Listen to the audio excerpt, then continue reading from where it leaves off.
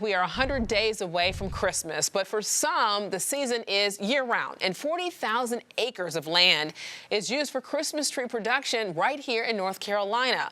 Well, climate change is putting the nearly $250 million state staple at risk. Meteorologist Elisa Raffa met with some elves turning science into Christmas magic. Elisa? Alicia, it was truly magical to see some of this groundbreaking work that's happening at NC State's Christmas Tree Genetics Lab. It's one of the only types of labs in the country. These forestry health experts are trying to save our Christmas tree by looking at its genes. North Carolina is home to the Christmas tree staple, the Fraser fir. It's known best for its piney aroma and needle retention. The state ranks second in Christmas greens, supplying more than 20% of the nation's trees. But with a slow growth cycle and reliance on cold to set its needles, the gold standard tree is at risk as our winters continue to warm. Here's Dr. Justin Whitehill, who leads the lab at NC State.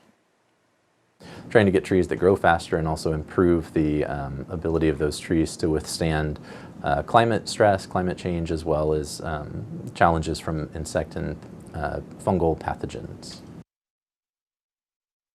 When we look at this and the information that you have, I think this is so cool because, who would think, Christmas trees and climate change going together, and we're getting ready for the season 100 days out.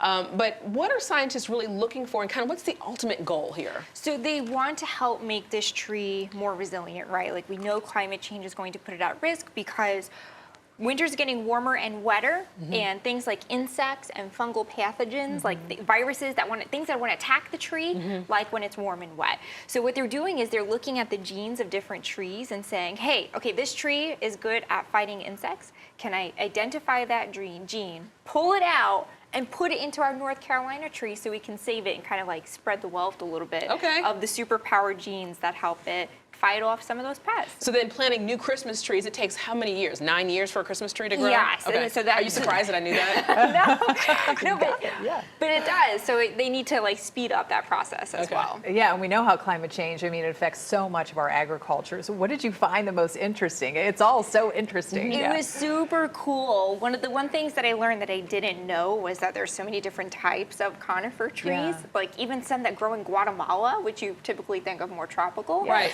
Yeah, but they grow up in the mountains. And one thing that they said is, the piney smell that we all love at Christmas? Yes. That is actually the tree fighting off pests like deer. Wow. Like when it smells like that, it's the tree trying to be like, deer, get off of my, off my branches. Right. We just can smell the compound that's trying to, it tastes bad to the deer, basically. I think I'm going to take Elisa with me when I find my Christmas tree this year.